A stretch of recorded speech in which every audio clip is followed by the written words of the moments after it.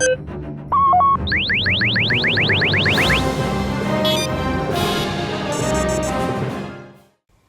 I saw Twisters the other day, and I was a huge fan of the original Twister. The original Twister was a movie that I enjoyed immensely. So how did Twisters live up to Twister? Well, I'll talk about that later, and answer which of the two movies I find to be superior. But first of all, I had some things I wanted to talk about in the Twisters movie itself. So Twisters was a fun movie, absolutely. Solid. Solid performances all around, solid effects all around, fun vibes for a summer movie. It was a fun movie where you can shut your brain off and watch the people chase the storm and have a good time. The jokes all landed, most of them landed, I would say. My theater, as well as myself, were laughing the entire time. Now, I live in Arkansas, so the bit where they disdainfully say, they're storm chasers from Arkansas. My entire theater erupted into laughter and like hollers and woos and yippies, and it was a great experience because our entire theater was like ruckus when they were like, oh, it's some Arkansas storm chasers, and so that was super fun. I really enjoyed the theater experience for that. I really liked how this movie sort of took a different approach from the original. It was almost like an inversion, because in the original, you have the characters that are fighting against the financed storm chasers who have a budget. But in this one, the protagonist is not on the ragtag group at first. They are with the financed group, and they're going to make a transition over. So it's like if Bill Paxton's character in the original had been with the guy from Princess Bride's character on the finance team. So it was a little inversion flip that I thought was pretty good. The opening sequence I thought was one of the best parts of the movie. While traumatic, yes, as 3 people got whisked away by a giant twister that was a Category 5, apparently. And I'm no meteorologist, but that's bad news. A 5? Come on, that's bad news for sure. And so somehow it didn't pick up their car for a while, but it eventually flicked up some of the main characters who were on Daisy Edgar Jones's little crack team. And so one guy got pulled off, then the girl got pulled up into the twister as well, and finally her boyfriend got sucked up into that dastardly tornado as well. And it's quite a traumatizing scene, although I had made light of it a bit there. But it is a little bit disheartening to see. It was a little bit traumatizing. So it was shot incredibly well, and the setup was good too. We got just enough of the characters to start to care about them, and we got just enough sense of the danger that they were in to feel nervous for the characters, and they were taken away well, meaningfully, impactfully, so that this can have an impact on the character. So then we cut to 5 years later, and we're back with the character. She's working in New York now. She doesn't want anything to do with twisters. But then her friend, who's the only other survivor of the incident, played by Anthony Ramos, a guy who I've thought for years is completely overrated. Haven't liked him in anything I've seen him in. But I thought he was good in this. He was real good in this. Because he's getting very hyped up by a lot of people in Hollywood who are calling him one of the next it guys, you know. For a couple of years, that's kind of been circulated as one of the thoughts in regards to Anthony Ramos' acting career. But I thought he was good. I thought he was good. And I was impressed with his skills in carrying his role and the way that his role was written. He was a character that was interesting, and his stage presence was much better than anything I've seen him in before. So he proved me wrong here, because I thought he was going to be a weak spot of the movie, but he was a pretty strong spot, honestly, overall. So Anthony Ramos' character contacts Kate, there's the name of the character, played by Daisy Edgar Jones, gets her to come back with their team, the Stormfront team who are going in. They have codes for all their vehicles. They have army military funding and a huge investor who's a rich guy. But it turns out there's shady stuff with him. On the way, she meets a tornado wrangler out of Arkansas with a YouTube channel and his rowdy crew of misfits. And all of the misfits are really fun, particularly Boone. He was hilarious. He was great. Based on the trailer where he's like, we got twins, I was like, oh, I'm going to hate this guy. But that turns out that was probably his worst delivered line in the entire movie, and everything else from him was really great and sometimes downright funny. I definitely enjoyed him. I enjoyed Lily as well. She was this drone pilot type of character. I wasn't sure if I was going to like her at first, but as it got into it, I really enjoyed where we ended up with her character. I thought she was going to be kind of the rough, around the edges type of character, but it turns out very quickly we learn out she's a heart of gold character, a very caring character. So that was nice as well. We got just enough of all of the characters. The scientist guy with the glasses, he was really great too. I thought he was really fun. He had a fun energy, kind of the nerd energy, and that was portrayed really well as well. All of the actors in Glenn Powell's little Storm Wrangler operation for their little YouTube shoot fireworks into a tornado team, all of them were really serviceable. The acting was well portrayed and they had good chemistry together. And yeah, I found them to be fun. So I did really enjoy them as well. Now, as the plot progressed, there were a couple slower spots, like convincing when Glenn Powell's character convinces gradually for Daisy Edgar Jones's character to come over to their side and try one more time, despite the failures that she's had in the past. She can save lives. She can make a difference. So there are some slow spots here and there, but Glenn Powell's charm carries it through there. He has pretty good chemistry with Daisy Edgar Jones, I felt. It was pretty decent overall. I wouldn't say it was as good as the romance in the original Twisters, but it was still pretty good.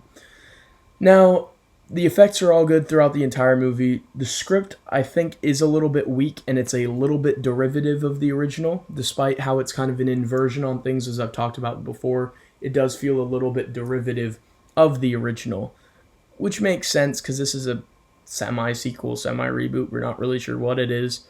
But yeah, it feels kind of like it's taking cues from the original, which is something that you can like, that you can expect from a movie like this. But at the same time, I question its merits as a script on its own.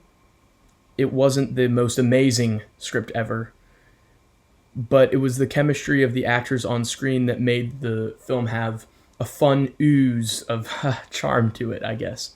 Weird choice of words. But there are some gripes I have as well. Particularly, I question the physics of driving a truck into a twister and cranking a wheel and having spigots go into the ground. I'm no meteorologist, so I could be wrong. That could be what they use, but it seemed quite far-fetched to me overall. I like the arc that Anthony Ramos's character goes on as well. He has a solid arc where he is trying to be a good friend to Kate. It's clear he's had some affection for her, but now he's ended up on the wrong side where he's like, I want to make a difference, but now I can't because I've gotten myself in with the wrong people. And it's like, when's it going to be enough? And so he finally switches over and helps people, which is what the Arkansas team has been doing. Woo pig suey. Oh yeah. Woo. Should have worn my Arkansas shirt. But that being said, I did think the on-screen chemistry of all of the characters was good, despite a not incredibly tight story. The arcs were good. One character I didn't touch on yet is Ben. He's this English guy who's there. Fun character. He basically serves the role of the fiance of the protagonist in the original Twister. He is an outsider coming into a world of storm chasers who are maniacal and crazy, and we, the audience, are supposedly, most of us, general audiences, are not storm chasers. So he's a character that we can put ourselves in the shoes of. So just like the fiance character in the original is characters out of her depth and who's learning and seeing things so that the audience can view things through her eyes into the story, Ben fulfills that role here, and he's perfectly adequate, perfectly fun, has some charm to him, good character. So everything was done adequately for the characters on screen. I liked all the characters. I connected with a lot of them. Glenn Powell is just fantastic. He's effortlessly funny. He's incredibly charming. There may or may not have been whistles when he was walking during that rain scene in his cowboy hat. There were whistles from some of the people in my theater. Totally didn't know who those people were, and they totally weren't there with me to see the movie, and they totally weren't whistling 3 seats from my left. But yes, they were. And so, yeah, Glenn Powell was solid in the movie. Solid. I thought it was good. All the characters were adequate. I connected with a lot of them. Script didn't seem too tight to me. Special effects on point. Direction on point. Overall ideas of the movie, I liked them. Character who has her entire team taken away by a twister now has to work with the team again and finds out that she should go to join the other team and make a difference. And in the end, she gets to save the day and overcome her traumatic past. Fair enough, fine enough story. I enjoyed it.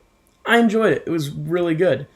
Comparing it to some of the other movies I saw this year, I'm not sure if it's as good as A Quiet Place Day One. Probably right there with it. Not as good as Trap, much to my surprise. I enjoyed Trap more.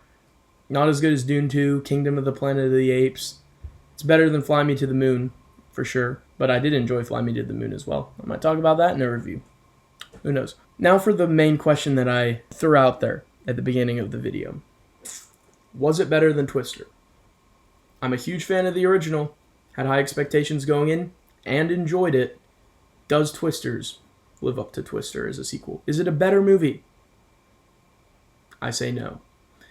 The original Twister was so original for what it was at the time, and the story that it told was really, really good. Really, really clever writing on screen.